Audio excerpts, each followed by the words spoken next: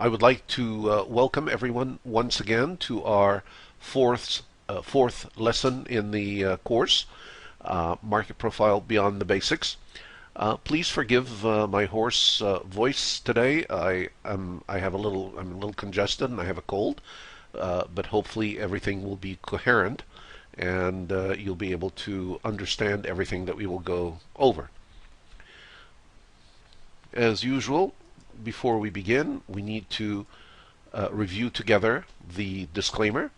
Trading and investing involves high levels of risk. Future results can be dramatically different from the opinions expressed in this course. Past performance does not guarantee future performance.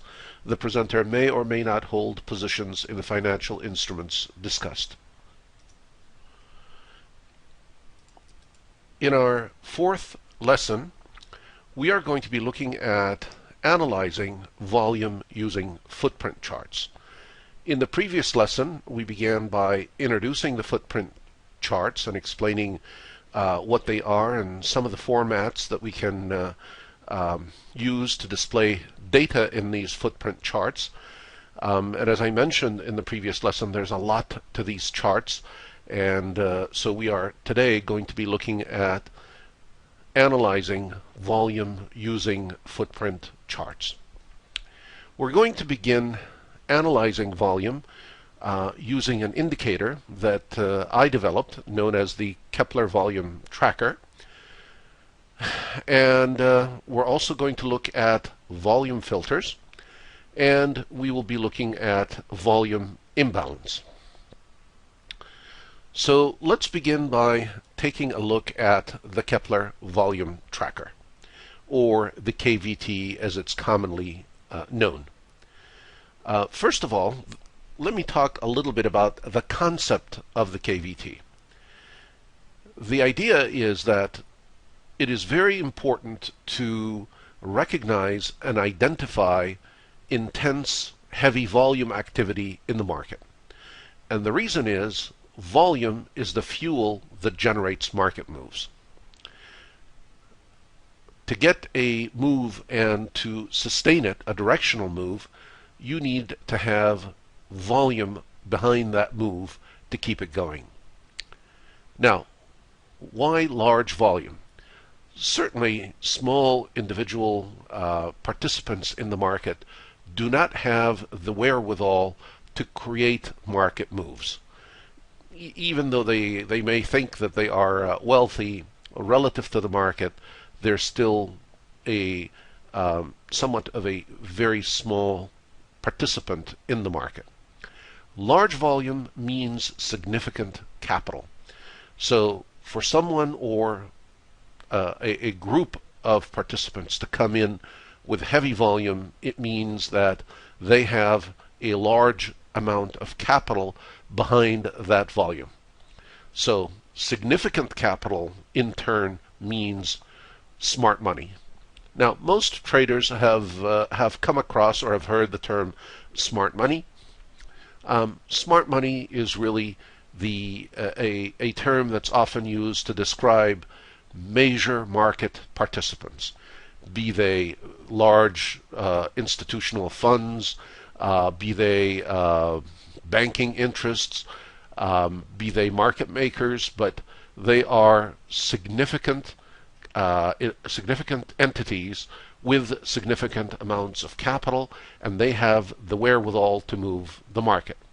Now, as a result of them having this capital, that alone, having capital, doesn't make them smart, but it's the resources that are available to them and the information that's available to them upon which they act.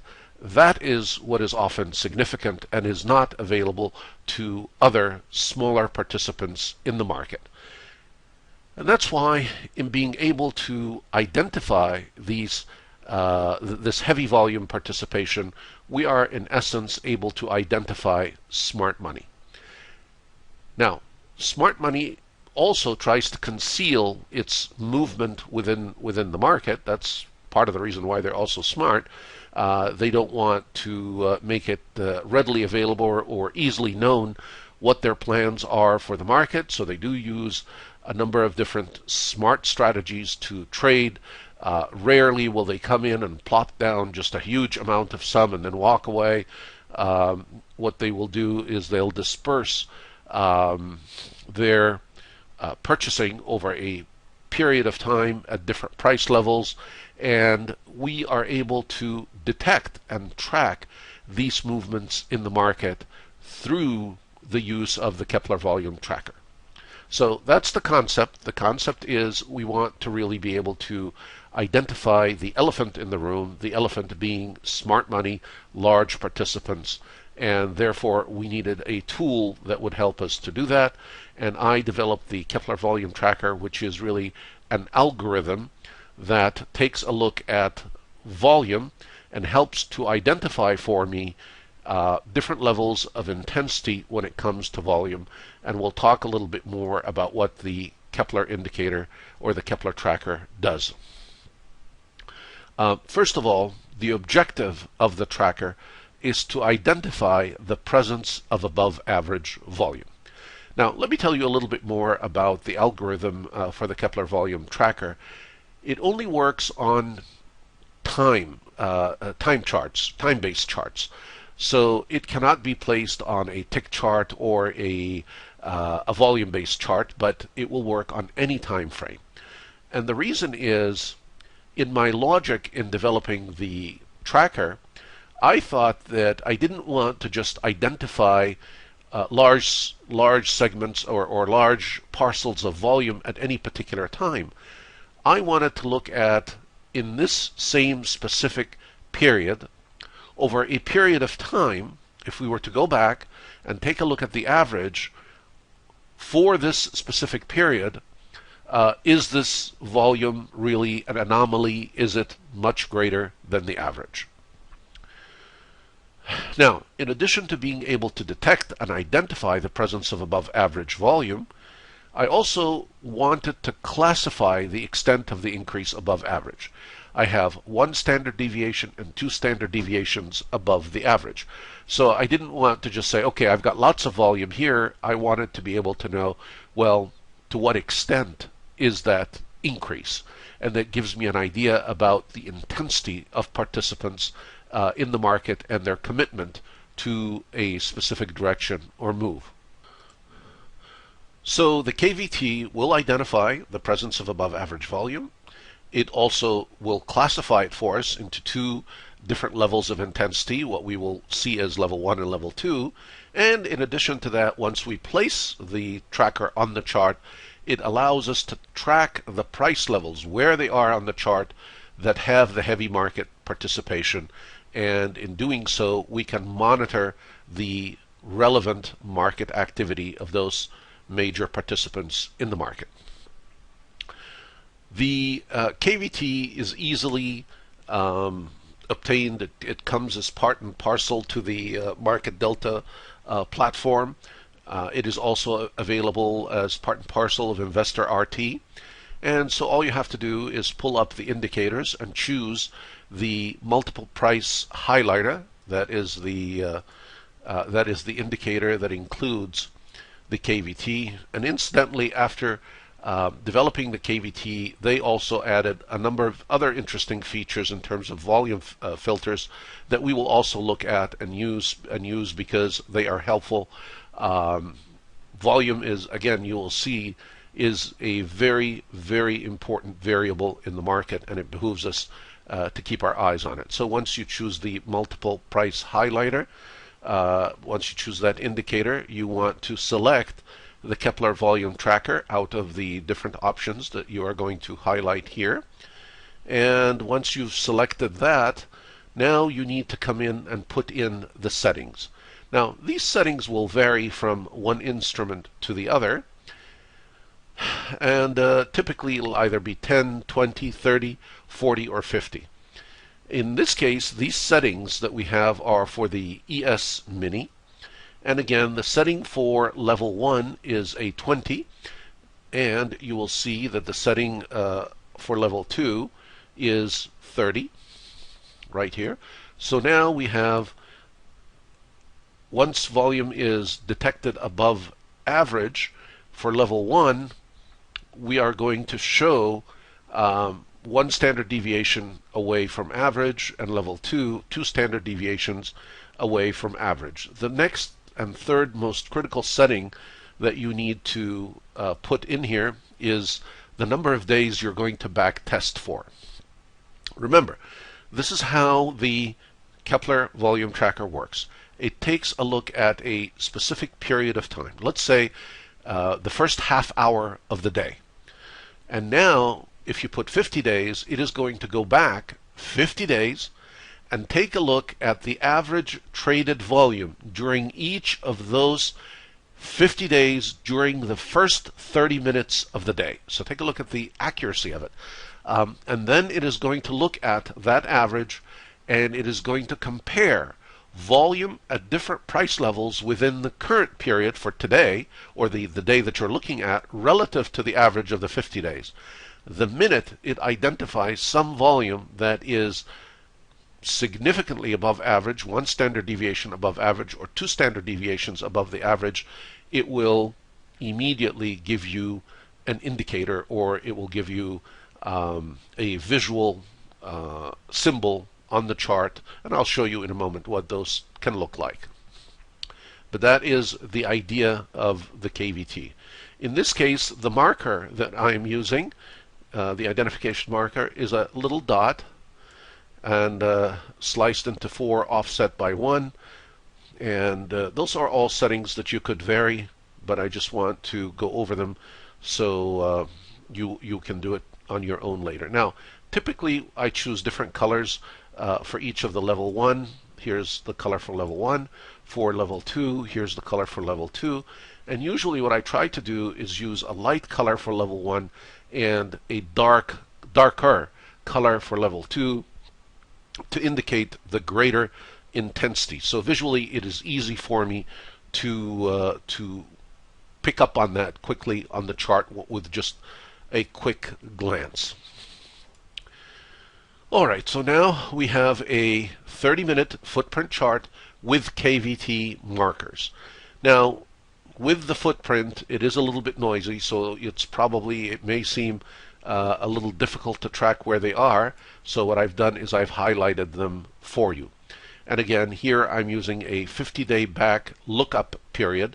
So the tracker is going back. So for this period, when we went back 50 days for this same period, which was really, if we look at the time here, at 8 o'clock, from 8 o'clock to 8:30, for the past 50 days during this same period, in this one level, in this one price level, we had a variation in volume that was one standard deviation above the average at this specific price level.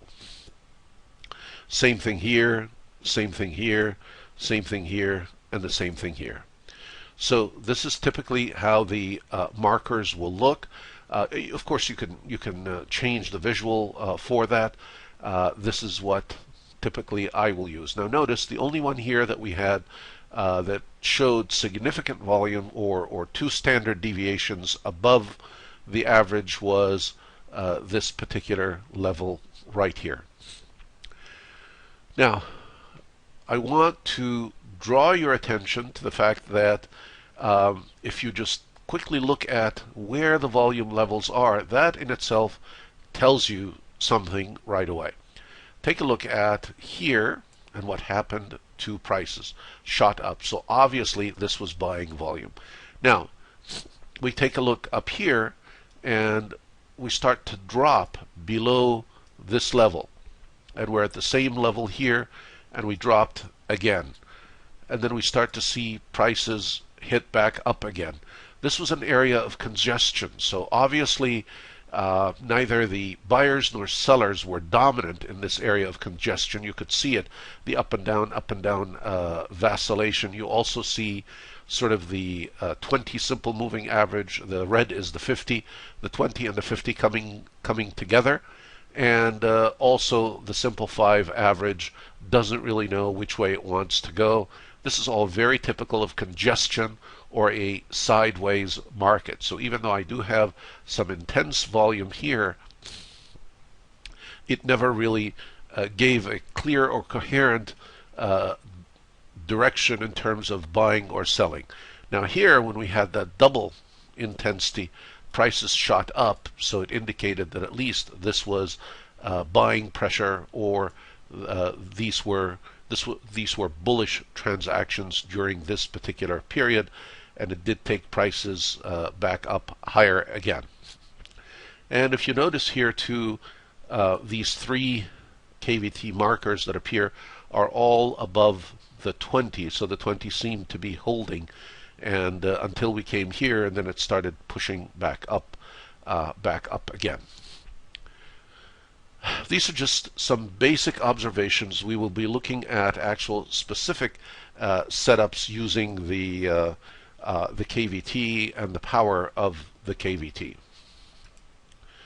Now, I wanted to change the lookup period to 20 days instead of 50, and I wanted to show you how that significantly impacts the number of trackers, or the price levels that are identified. In this case, we only had two, one here of two levels, one on top of the other, and another one, the same one we had back here. So you can see that there is a significant difference, and the time setting is a very important one in the KVT.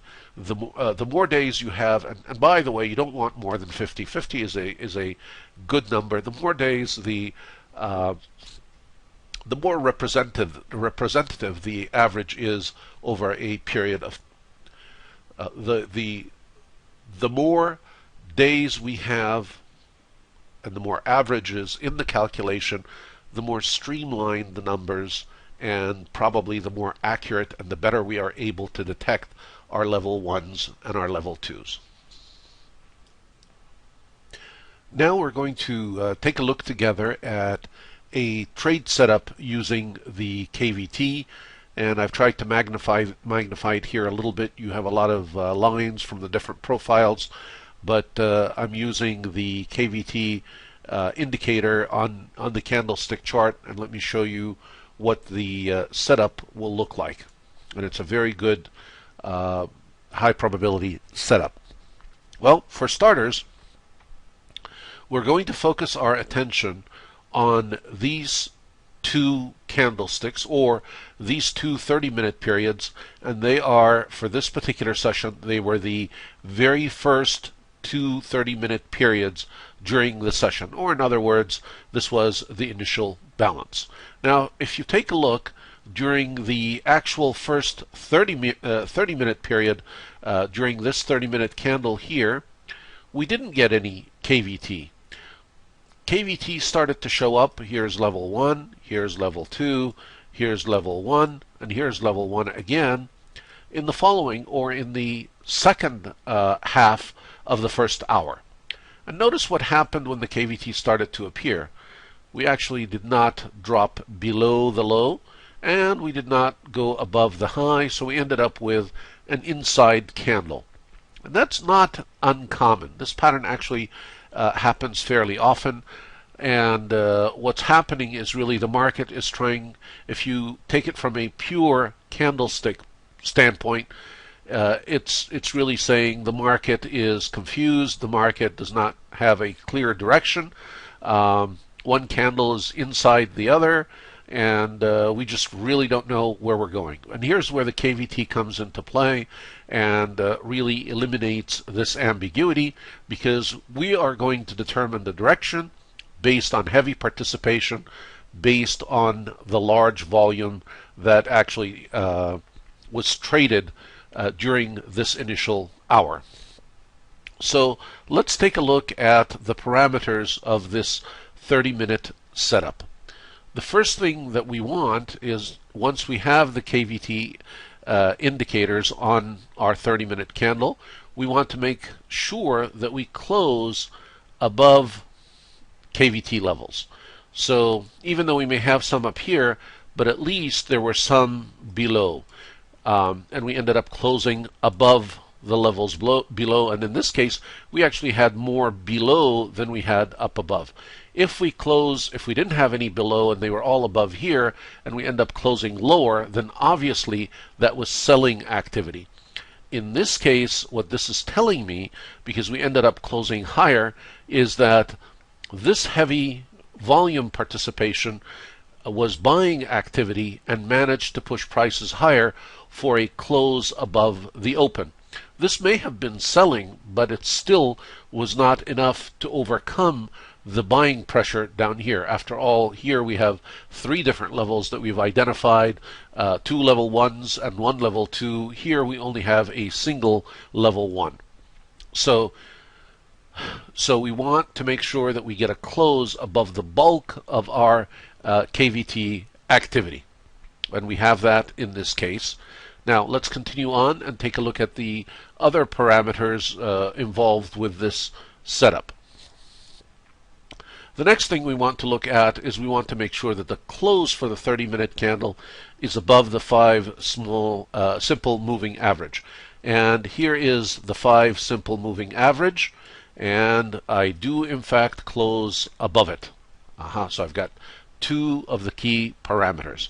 Anytime you encounter this setup, and I'll tell you it does happen frequently in the market, you should be getting ready to go for long. But don't rely just on those 2 parameters. There are a couple of more pieces of evidence that you want to have behind you, or you want to have on your side. And let's take a look and see what they are. So in addition to the close above the 5, you want the 5 simple average to be pointing up. You don't want it to be horizontal. You want it to be pointing up, as is the case here. That's the direction that I want. So I close above it, and it's pointing up or pointing higher. Now, in addition to that, there's also another helpful parameter. I want my 5 simple moving average to be above my 20 simple moving average. Look at where the 20 is. It's right here. And sure enough, my 5 is above it. So far, all 4 conditions that we have identified are present and accounted for. As I have all the conditions in place, my level of confidence begins to increase, and I know that this is going to be a high probability entry. I closed above my intense KVT activity. I'm closing above the simple 5 moving average.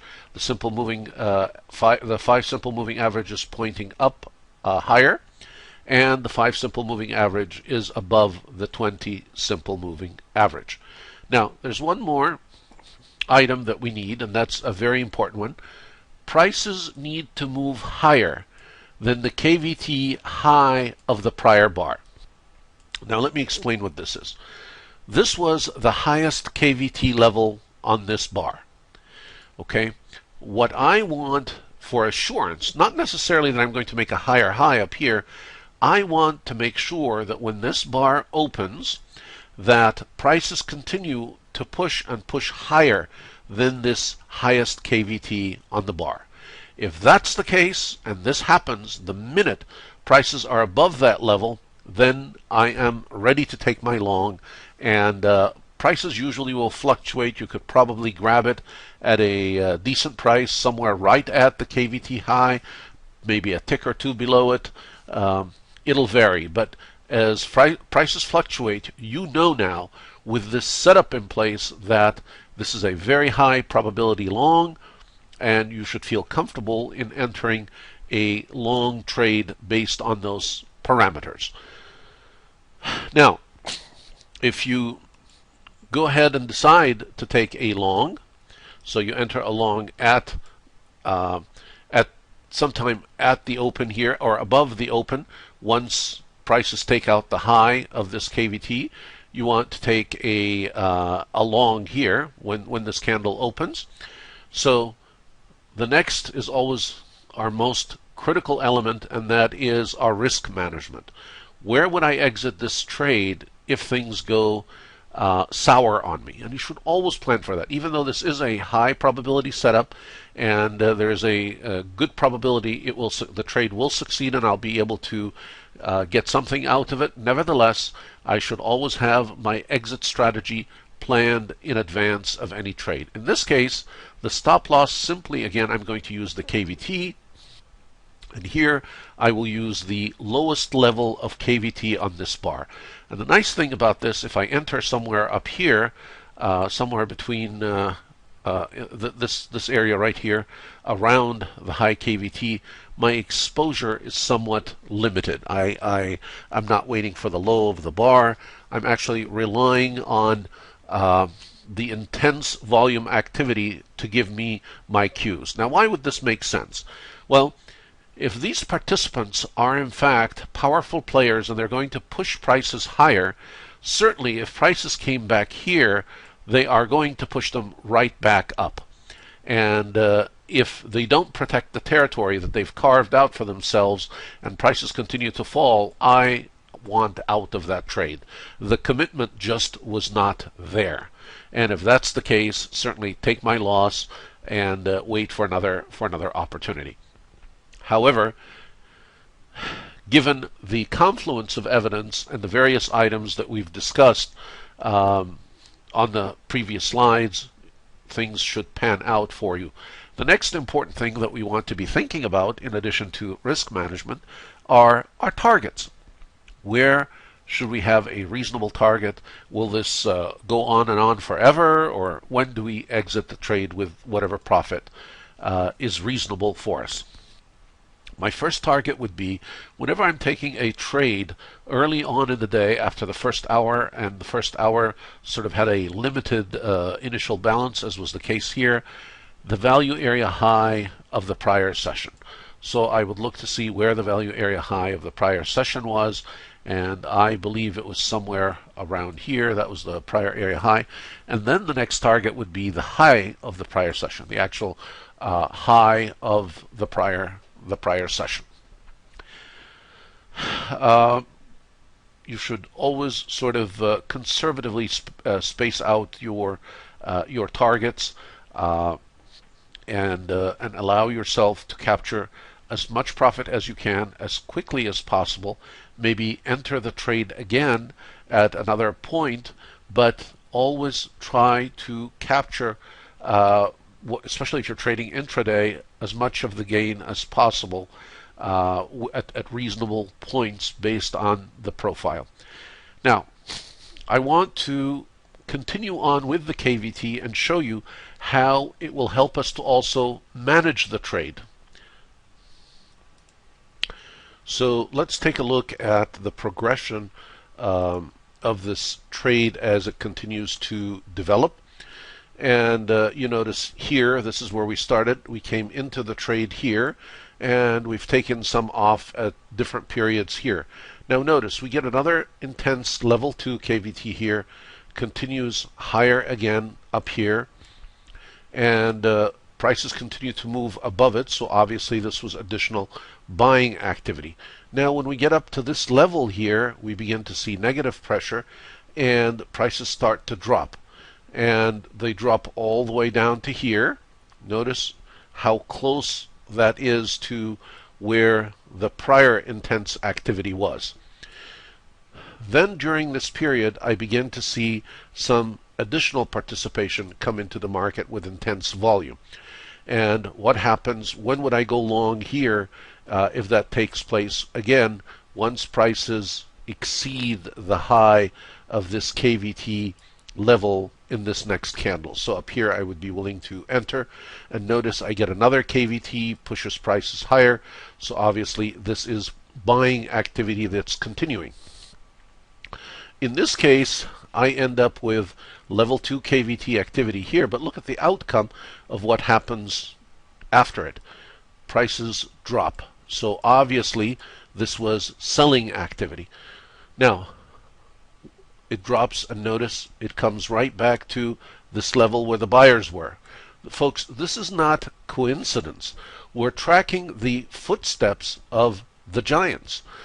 They were here before, and now they were willing to buy. That's what stopped prices from continuing lower here.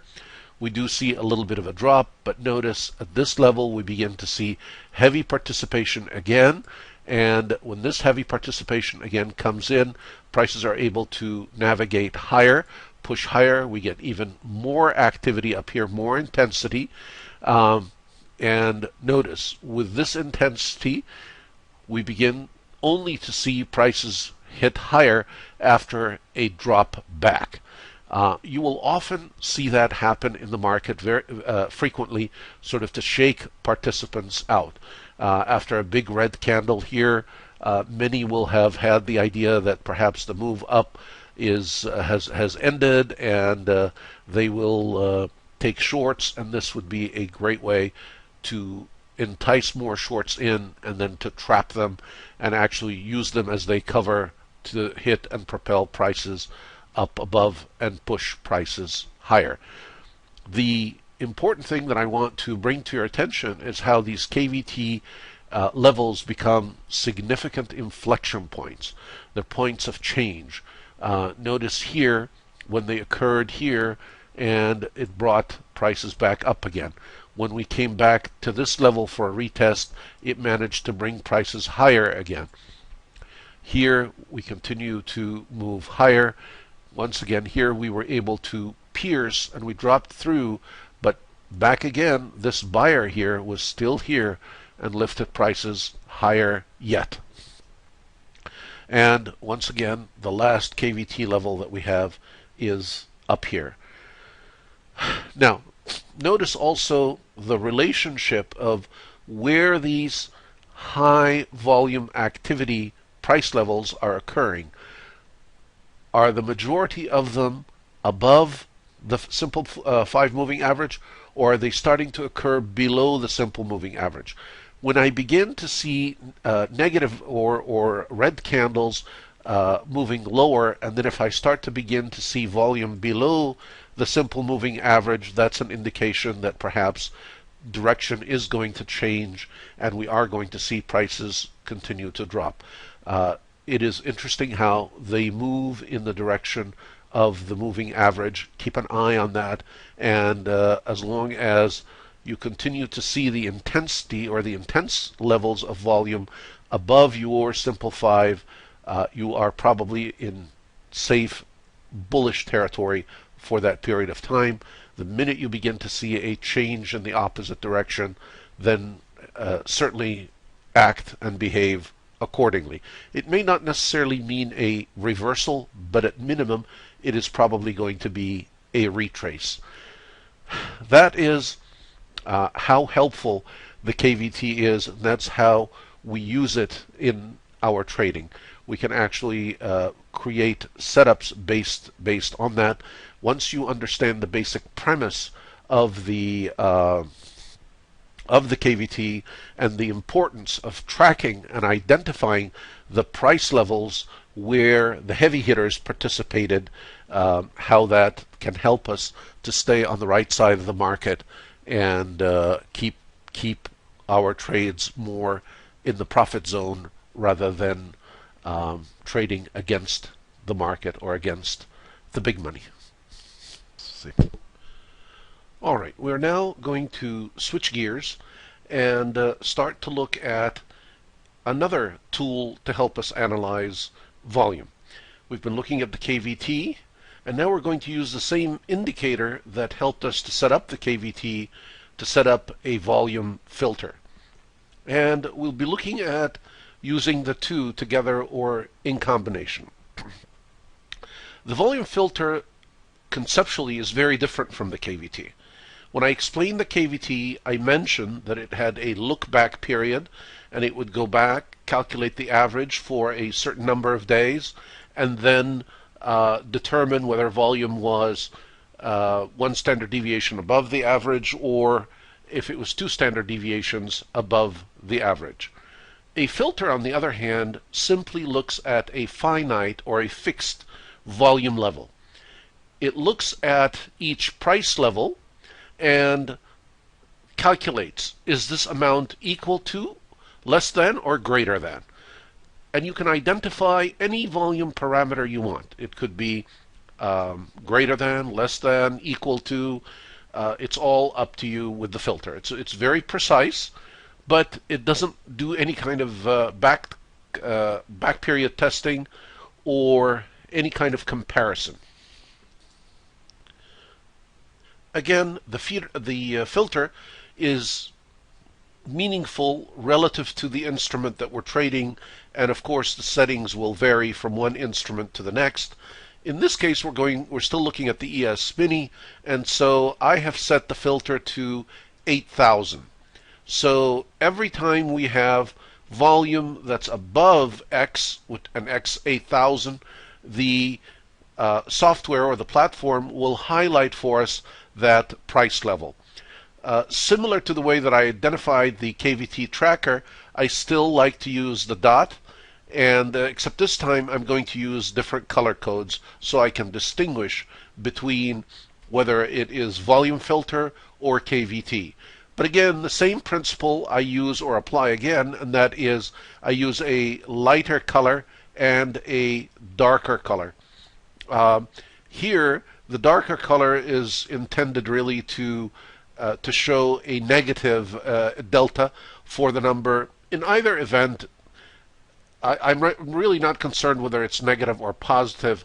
I simply want to identify the volume at that level. So for all intensive purposes, if you wanted to use the same color for both, that would be fine. There would be no problems with that because we're really interested in identifying the volume level. We haven't yet discussed anything about the delta, and at this point we are only focused and interested in volume and total volume at a price level within a specific period in time. So let's see here. We move on to this slide, and on this slide I have both indicators on the slide, a volume filter and the KVT. Now it does start to look a little bit noisy. Let me share with you what all these different little dots are telling us. Alright, so from the KVT indicator before, we had the light green and the dark green, and we still have them on this chart. You can see here some dark green above the light green, and these are KVT markers. In addition to that, we also have some tiny blue dots on the left-hand side of the column, and each of these price levels now is 8,000 plus in terms of volume. So it begins to present a really interesting picture, and I want you to note how there are times when the period will include significant volume, but it'll be spread throughout the bar. The only intense volume will be identified, or the intense level, and in this case we even have a red dot because I've added another filter, 15,000 and more.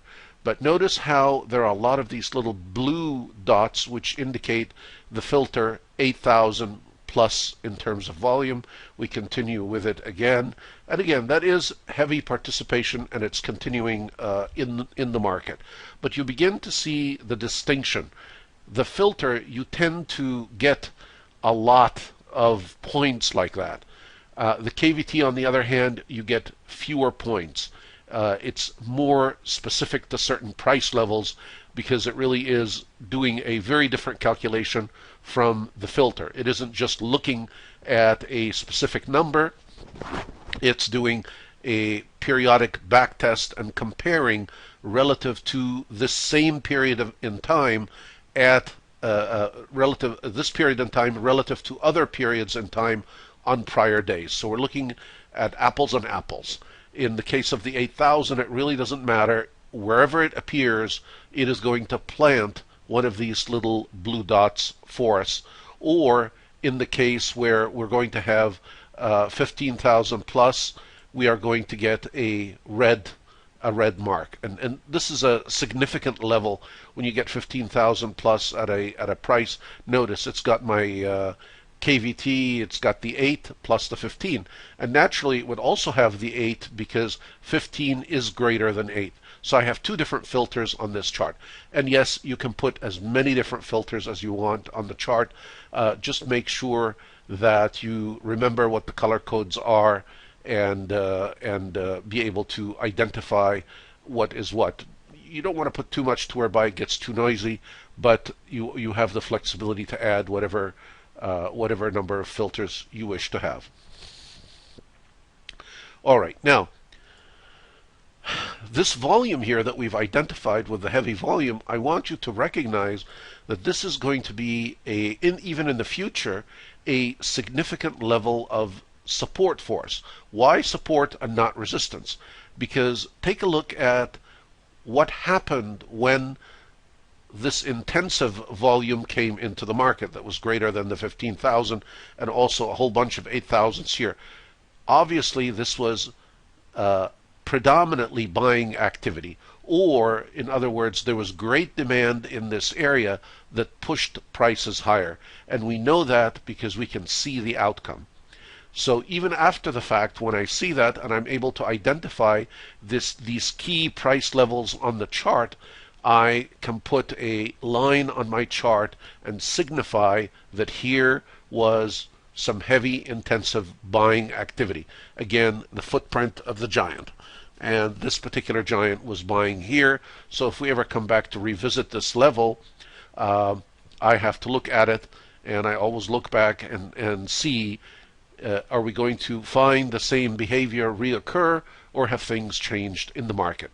If this buyer is still committed, then I am likely to see the same impact again, and prices will start to go up if we come back and visit this level.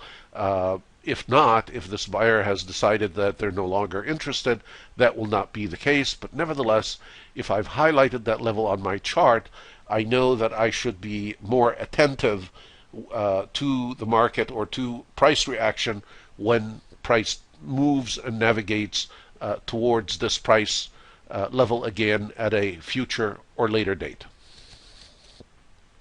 All right, so you can now hopefully see the difference between the filter and the KVT conceptually, and you can see that the KVT is a different perspective altogether from a volume filter. The volume filter simply just detects certain volume levels. It doesn't look back, it doesn't analyze intensity. You can gauge the intensity simply by adjusting the filter to different volume levels. So you can use either or in fact you can use both together on the chart.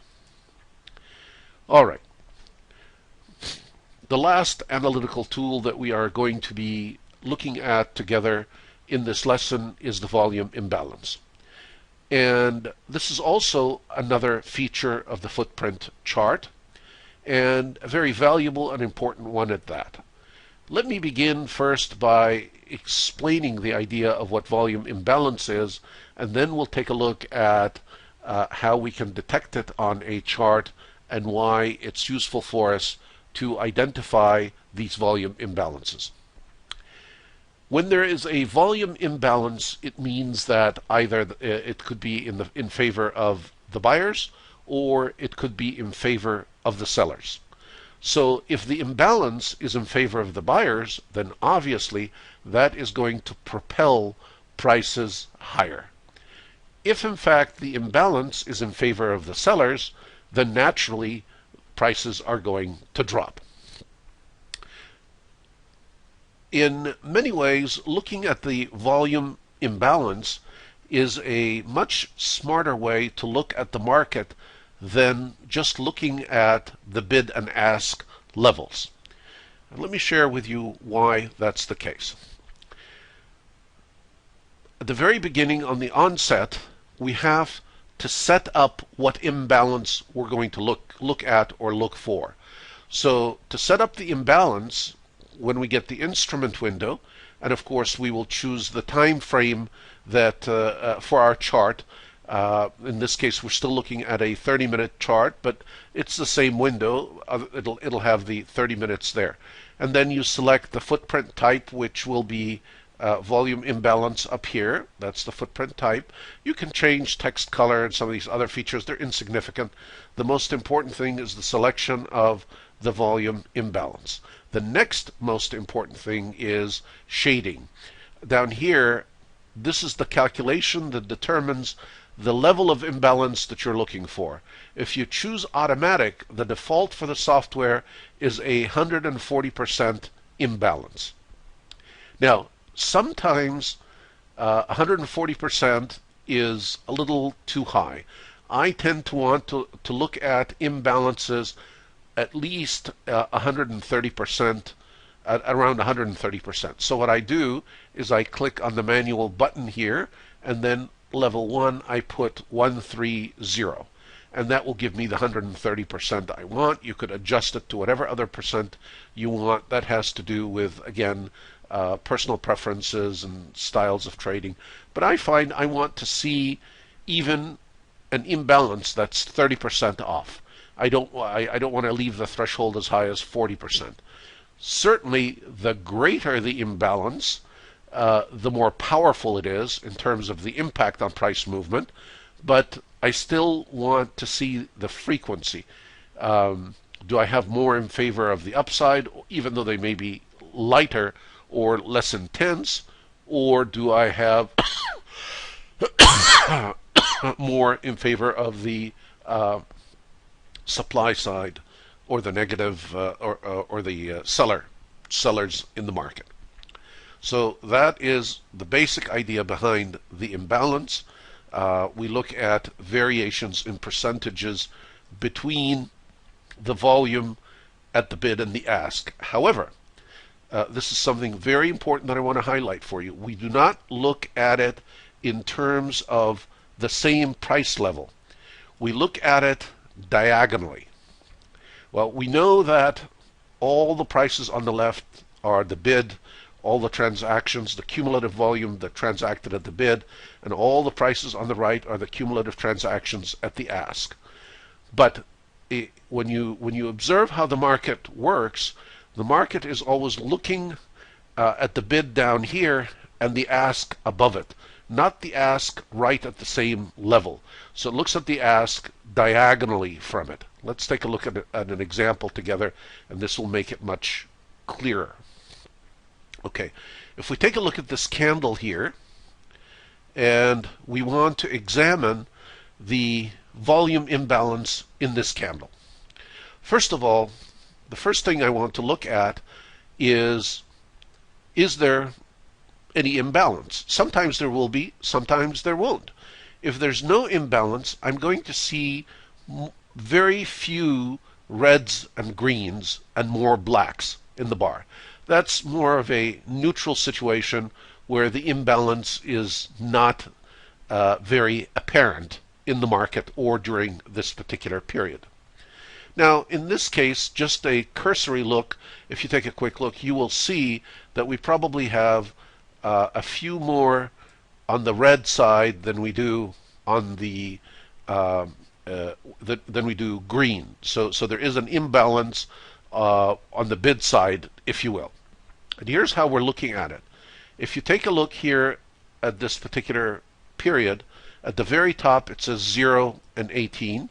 The next level, 71.32. The level after that, 105 and 301. And then 560 and 367. What we're doing to determine the imbalance is comparing 71 and 18, this level. We're comparing 105 to 32, and we're comparing 560 to 301, and so on for every other price level in this bar. So if we go all the way to the bottom, it says 48.0, and the price above that I would compare the 48 to would be 51. And if you notice, 48 and 51 are really the same color because there's no imbalance. Remember, I told you the setting for my imbalance for this chart was 130%. But if you notice, there isn't a 30% imbalance between those two numbers. 48 and 51 are very close. The only difference between those two numbers, basically, if you subtract 51 from 48, you get 3. And 3 is a very small percentage out of 48. If we did the math, it would come up to about 6%. So there is no imbalance there, and that's why you see it on the chart. Both of them have a black color. However, when we begin to look at the following number, the 661 and the 427 right above it, here we have a more significant variation between 427 and the 661, and therefore, the variation is the imbalance is in favor of the bid side, and that's why it is in red. Similarly here at the top of the candle, or the top of this period, 018, 7132, 105, 301, 563, 67, if we take a look at these numbers, we will find that all the red numbers, in fact, are at least 30% or more greater than the numbers above or that were at the ask. Let's do the calculation together here just to demonstrate how we arrive at that percentage. And I'm doing it here for the example that we show. And remember, we're looking at the candle right here, this one here, and in this case we are looking at 105 and 32. Notice we look diagonally. 32 is the ask and 105 is the bid. Now, we subtract 32 from 105, we get 73, and then we divide 73 by 105, it gives us 0.69. If we multiply 0.69 times 100 to get a percentage, 69%. So the imbalance, or the extent of the imbalance here, is I have 1.69, or 169% of the imbalance is on the bid side. So the pressure is to the downside. And I tend to see that continue as we drop. But if we get to one point here, you will see that I have 839 to 1308. And that is another significant variation, but this one is to the upside. So even though I have more red here, down here, when we got down here, I begin to see strong imbalance to the upside. Now, we don't look at these numbers in a vacuum. We really, first of all, need to understand what the imbalance is, and then when we look at them in context, relative to our profile lines or relative to points where we are anticipating or expecting some sort of change in the market, these levels begin to take on a new significance and have new meaning. So here's how we would begin our analysis of the imbalance that we see.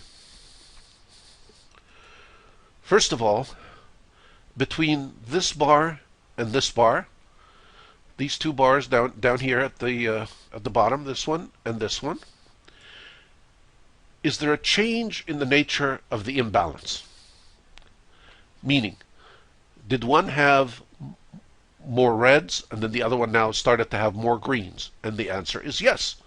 So now we need to be attentive to what's going on because the balance has changed. In addition to that, look at what happened when this balance changed. Once we closed, we had a higher low and a higher high. So it tells me that there is a change in the market to the upside, that prices are now more likely to move higher than they are to continue lower, because the imbalance was to the negative side here, but here it was overtaken to the upside, and in fact we ended up making a higher high and a higher low.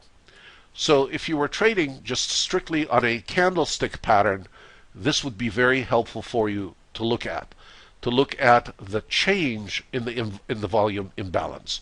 And by detecting and recognizing that we've had a change in the nature of imbalance to the upside, you would be far more interested in taking a long than you would be in taking a short, because you can see it right there with the numbers and the imbalance.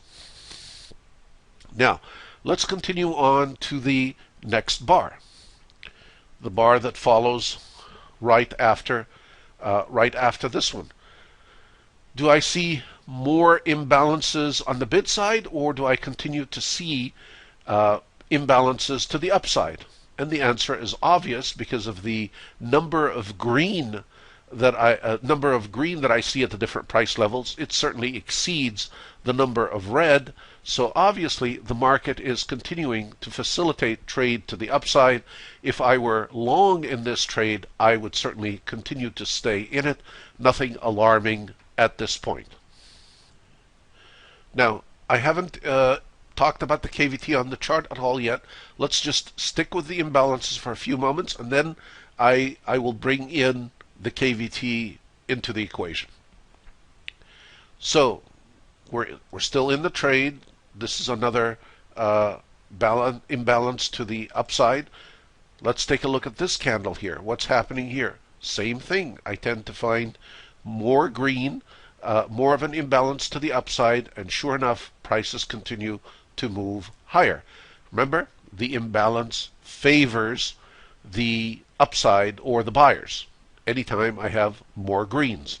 And we're comparing the bid and the ask above it, not right next to it, the one above it.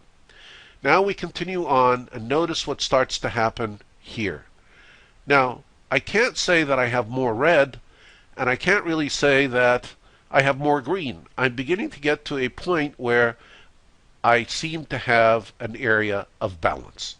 We're starting to be at par. So now, if in fact I was in a long position, this would be a time when I would begin thinking about taking my profits and exiting my position, simply by looking at the volume imbalance.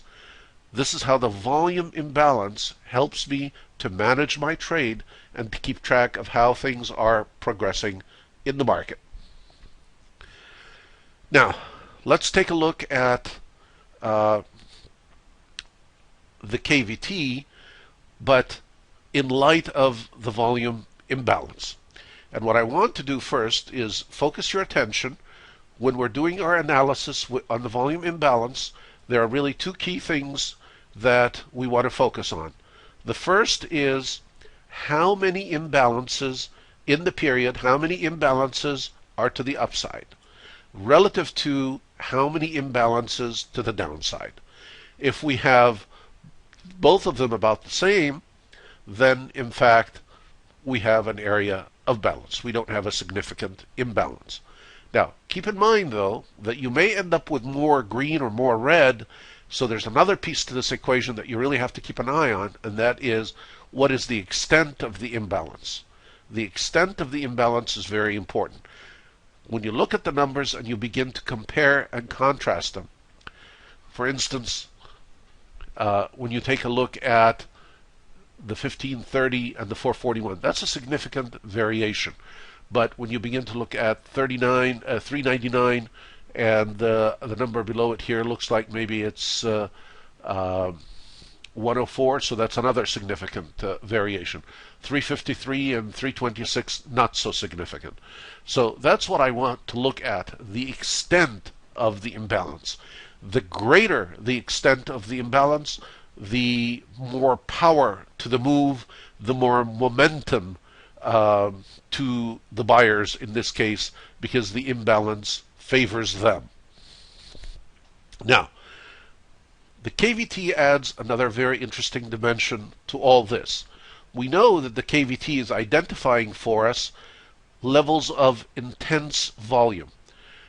So these levels are crucial in the bar, and I really should take a keen interest in the extent of the imbalance on those levels.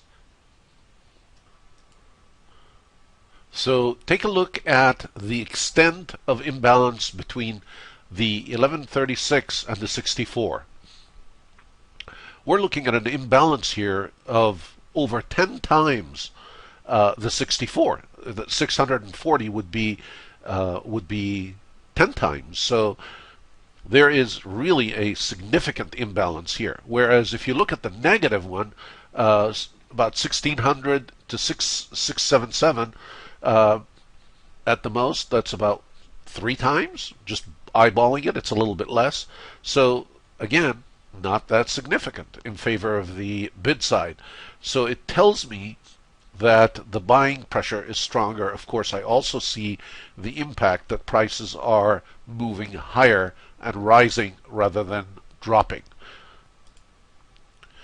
Once again, I continue to see significant imbalance to the upside in this candle, and certainly we have more imbalances to the upside than we do. We have greens more so than we do reds. And we continue higher till we get to this area where we're starting to see some balance. Now I need your help. I want you to begin analyzing with me using the KVT what is likely to happen next. What is going to happen? We know that we had heavy participation here, and obviously it pushed prices lower because we didn't close at the high. And then we had another level here, but it didn't push prices lower yet. So we are at an area of somewhat of balance. Now look what happens here after this heavy participation, this intense volume that came in. Now prices are starting to drop lower than these price levels. Would you be in favor of taking a short or a long at this point? Let's take a look at the imbalance in the bar.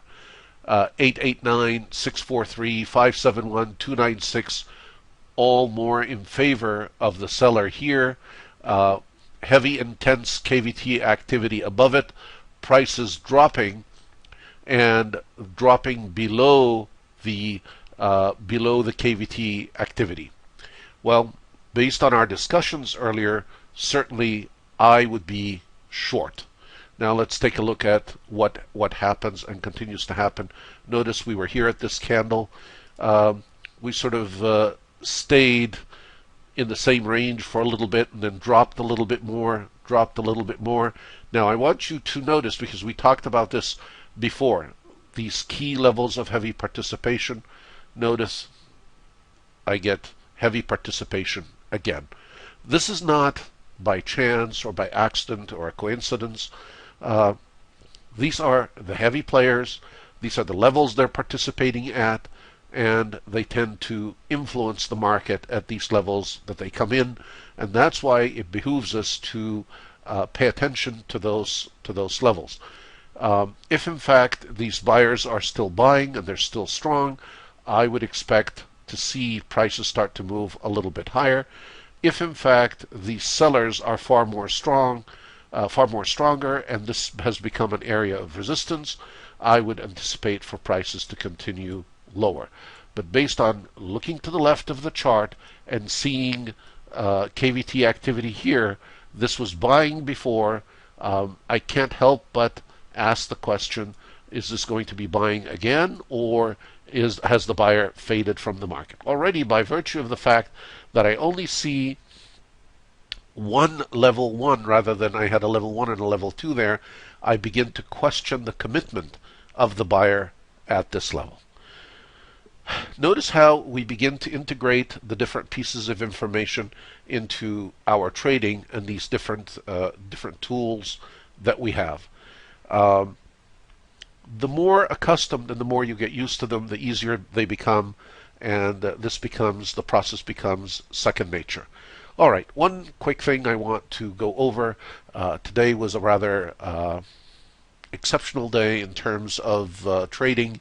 We had a very strong trending day to the downside, and I want to show you how we could have detected that very early on in the day through the volume imbalance at the initial period during the first half hour, and the hour that followed.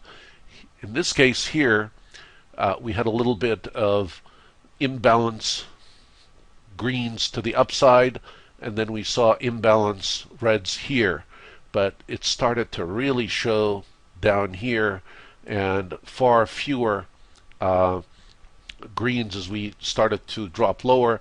And now notice this candle, this is the beginning of a trend. Notice how strong that is.